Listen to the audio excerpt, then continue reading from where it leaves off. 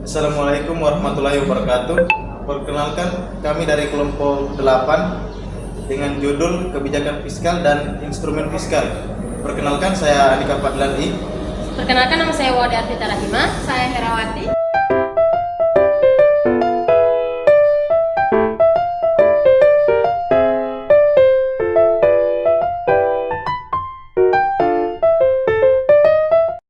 Judul pertama yaitu definisi kebijakan fiskal. Kebijakan fiskal adalah kebijakan penyesuaian di bidang pengeluaran dan penerimaan pemerintah untuk memperbaiki keadaan ekonomi. Atau juga dapat dikatakan kebijakan fiskal adalah suatu kebijakan ekonomi dalam rangka mengarah kondisi perekonomian untuk menjadi lebih baik dengan jalan mengubah penerimaan dan pengeluaran pemerintah.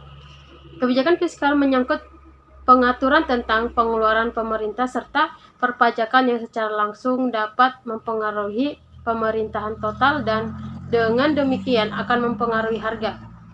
Inflasi dapat dicegah melalui penurunan permintaan total. Kebijakan fiskal yang berupa pengurangan pengeluaran pemerintah serta kenaikan pajak akan dapat mengurangi permintaan total sehingga inflasi dapat ditekankan. Judul kedua yaitu tujuan kebijakan fiskal. Tujuan utama kebijakan fiskal adalah bertanggung jawab atas warga negaranya dari kemiskinan dan krisis ekonomi. Maka dari itu, pemerintah membuat program, rencana, perancangan dalam berbagai bentuk agar warga negaranya menjadi sejahtera. Tujuan dari kebijakan fiskal menurut John F. Dewey yaitu yang pertama, untuk meningkatkan produksi nasional atau PDB dan pertumbuhan ekonomi atau memperbaiki ekonomi. Yang kedua, untuk memperluas lapangan kerja dan mengurangi pengangguran atau mengusahakan kesempatan kerja, mengurangi pengangguran dan menjaga kestabilan harga-harga secara umum. Yang ketiga, untuk menstabilkan harga-harga barang secara umum, khusus mengatasi inflasi. Selanjutnya itu jenis-jenis kebijakan fiskal. Pada dasarnya, jenis kebijakan fiskal terbagi menjadi dua. Yang pertama itu kebijakan fiskal ekspansif, yaitu kebijakan ini menaikkan belanja negara dan menurunkan tingkat pajak neto. Kebijakan ini untuk meningkatkan daya beli masyarakat. Kebijakan fiskal ekspansif dilakukan pada saat perekonomian mengalami resesi atau depresi dan pengangguran yang tinggi. Yang kedua itu kebijakan fiskal kontraktif, yaitu suatu kebijakan dengan menurunkan belanja negara dan menaikkan tingkat pajak. Kebijakan ini bertujuan untuk menurunkan daya beli masyarakat dan mengatasi inflasi. Secara teoritis, dikenal 4 jenis kebijakan fiskal. Yang pertama itu pembiayaan fungsional. Pembiayaan pengeluaran pemerintah ditentukan sedemikian rupa sehingga tidak berpengaruh langsung terhadap pendapatan nasional.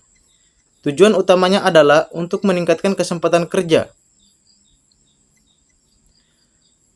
Tokoh yang mengutarakan pembiayaan fungsional ini adalah Apollinaire.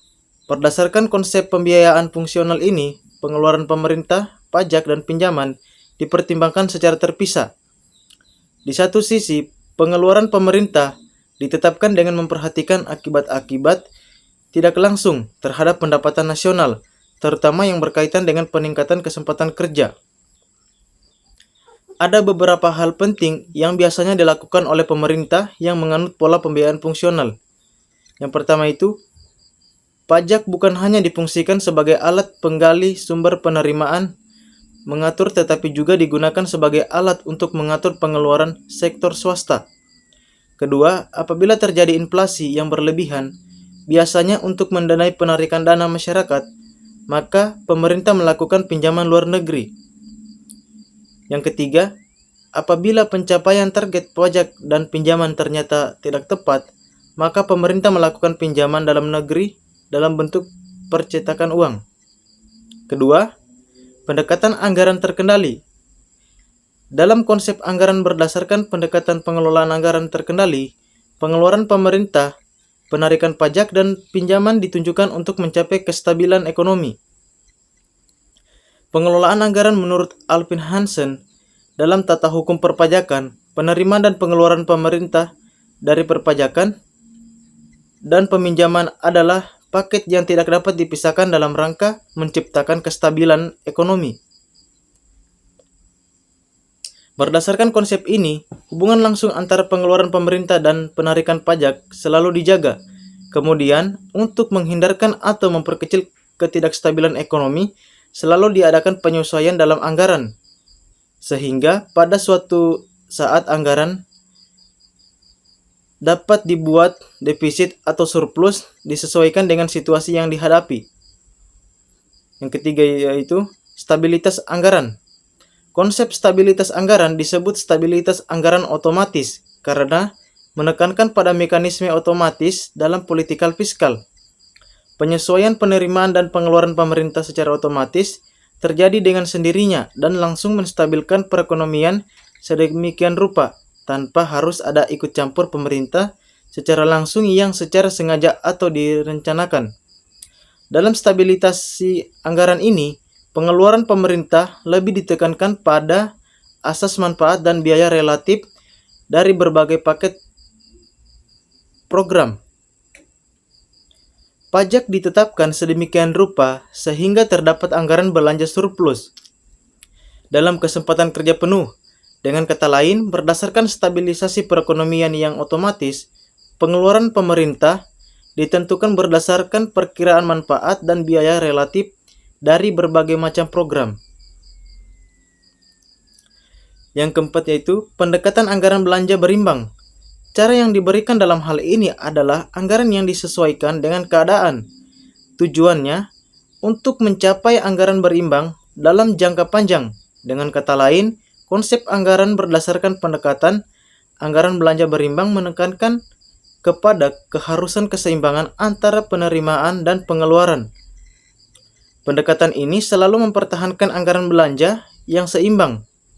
Berdasarkan konsep anggaran yang berimbang pada masa depresi, pengeluaran pemerintah akan ditingkatkan.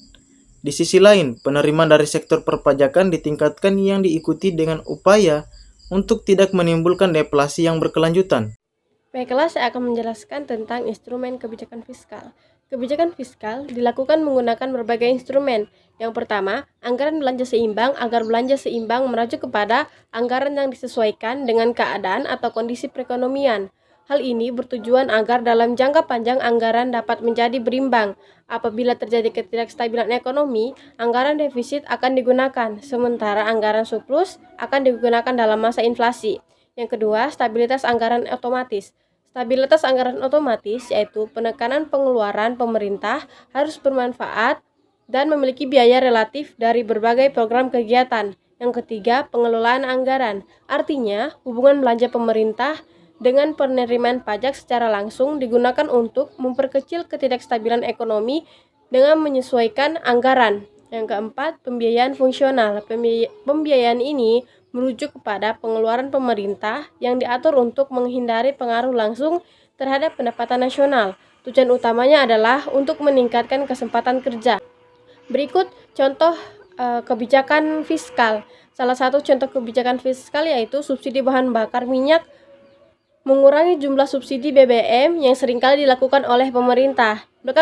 Belakangan terakhir juga merupakan contoh kebijakan fiskal lainnya. Meskipun harga jual bahan bakar menjadi lebih mahal dan tidak stabil, pemerintah mampu mengalokasikan dana yang dimiliki untuk kebutuhan lain yang lebih penting dan mendesak. Dengan begitu, kualitas hidup masyarakat luas akan menjadi lebih baik.